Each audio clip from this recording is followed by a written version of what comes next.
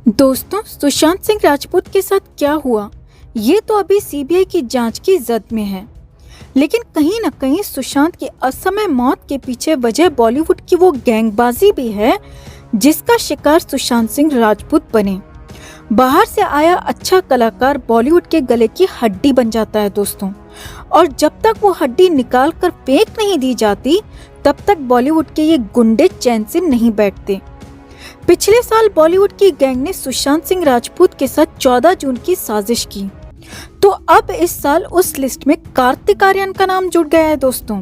जी हाँ, कार्तिक आर्यन के फैंस को ये खबर सुनकर झटका लग सकता है, मगर इस रिपोर्ट को देखने के बाद आपको यकीन हो जाएगा कि बॉलीवुड में कार्तिक के लिए बहुत बड़ी साजिश की स्क्रिप्ट तैयार कर ली गई है और हो सकता है एक बार फिर से 14 जून को दोहराया जाए।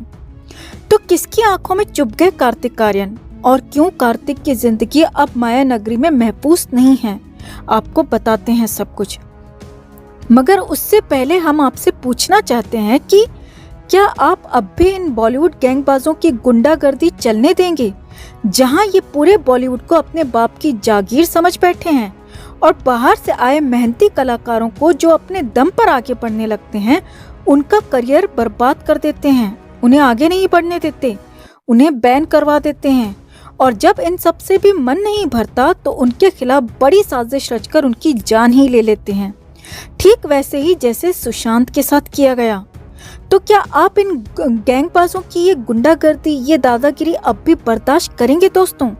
क्या आप अब भी इन्हें मौका देंगे कि सुशांत की तरह ये और भी कई टैलेंटेड आउटसाइडर एक्टर्स का करियर यूं ही बर्बाद करते रहें?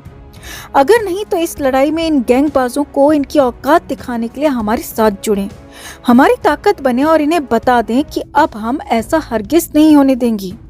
अब हम किसी दूसरे सुशांत को इनका शिकार हरगिज नहीं होने देंगे। इस खबर को ज्यादा से ज्यादा लाइक और शेयर कर इन्हें इनकी औकात दिखा दें। इन्हें बता दें कि हम आम जनता ही सर्वोपरि है। अगर वो इन्हें सर पर बिठा सकती है तो वक्त आने पर इन्हें पांव की धूल भी चटा सकती है। इन्हें इनकी औकात दिखाने के लिए, सबक सिखाने के लिए इस खबर को ज्यादा से ज्यादा लाइक और शेयर जरूर करें दोस्तों। तो ग्वालियर जैसे शहर से आकर मुंबई में अपनी पहचान बनाना आसान नहीं होता, मगर कार्तिक आर्यन ने ये करके दिखाया। अपनी एक्टिंग के दम पर कार्तिक आर्यन बॉलीवुड के बड़े स्टार बन गए। कार्तिक आर्यन इस वक्त सबसे डिमांडिंग एक्टर्स की लिस्ट में सबसे टॉप पर हैं दोस्तों, ठीक वैसे ही जैसे सुशांत सिंह राजपूत अपनी धोनी फिल्म के बाद सबसे डिमांडिंग एक्टर बन गए थे। कार्तिक इस वक्त बॉलीवुड इंडस्ट्री के बिजी एक्टर्स में से एक हैं। कार्तिक आर्यन ने हाल ही में राम माधवानी की अपकमिंग फिल्म धमाका की शूटिंग को पूरा किया है। इस फिल्म के अलावा उनके पास अनीस बज्मी की भूल भुलैया 2 और करण जौहर की दोस्ताना 2 जैसी कई फिल्में हैं। मगर अब खबर है कि कार्तिक आर्यन करण जौहर की आंख की किरकिरी बन गए हैं और इसकी वजह है फिल्म दोस्ताना 2। सामने आया है कि करण जौहर ने कार्तिक आर्यन के खिलाफ इंडोर मीटिंग की है और कार्तिक आर्यन को हर बैनर से बैन करने की बात की गई है।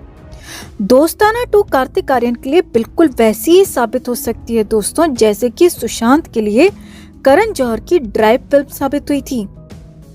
फिल्म ड्राइव के बाद ही सुशांत के लिए जिंदगी की आखिरी स्क्रिप्ट तैयार हुई थी और वही सब कार्तिक आर्यन के साथ भी होने जा रहा है। आप सबने भी नोटिस किया होगा कि कार्तिक आर्यन अब बॉलीवुड की पार्टी से धीरे धीरे गायब हो चुके हैं। अब आपको इसके पीछे की पूरी वजह भी समझाते हैं।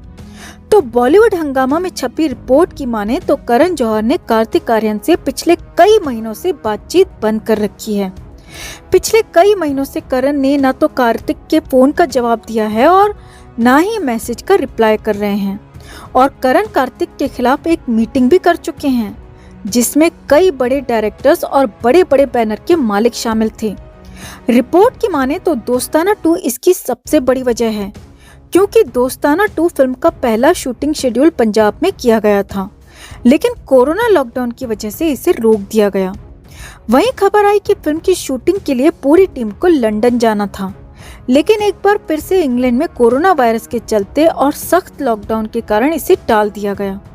अब इसके बाद करण जौहर दोस्ताना 2 की शूटिंग के लिए बिल्कुल डेडिकेट थे और करण चाहते थे कि इस फिल्म की शूटिंग को जल्द से जल्द पूरा कर लिया जाए। लेकिन इसी बीच कार्तिक आर्यन ने अपनी सेफ्टी की वजह से फिल्म की शूटिंग की डेट्स को कई बार पोस्टपोन किया। करण चाहते थे कि शूटिंग हो और कार्तिक कोरोना की वजह से इसे टालते रहे।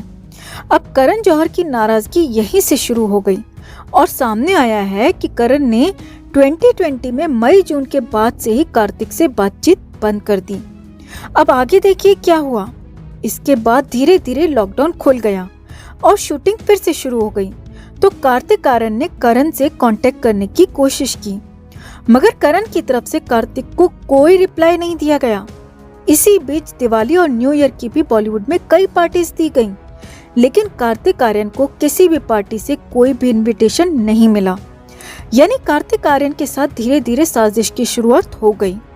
अब सामने आया है कि दोस्ताना 2 की शूटिंग नहीं होने की वजह से करण जौहर कार्तिक से बेहद नाराज हो गए, क्योंकि इसी बीच कार्तिक आर्यन ने राम वाधवानी की अपकमिंग फिल्म धमाका की शूटिंग कर दी और शूटिंग को पूरा भी कर लिया। अब करीब 5-6 महीने तक करण ने कार्तिक से बात ही नहीं की और करण जौहर को ये बात चुभ गई कि कार्तिक आर्यन ने दोस्ताना से पहले धमाका की शूटिंग को कैसे पूरा कर लिया। अब सामने आया है दोस्तों कि करण जौहर ने जो मीटिंग की है उसमें कार्तिक को बैन करने की बात की गई है। इसके अलावा अब करण जौहर दोस्ताना 2 को कार्तिक की आखिरी फिल्म बनाना चाहते हैं। साथ ही सामने आया है कि करण दोस्ताना 2 को थिएटर की बजाय OTT प्लेटफॉर्म पर रिलीज करने का मन बना चुके हैं, जैसा कि ड्राइव फिल्म में बिल्कुल सुशांत के साथ हुआ था।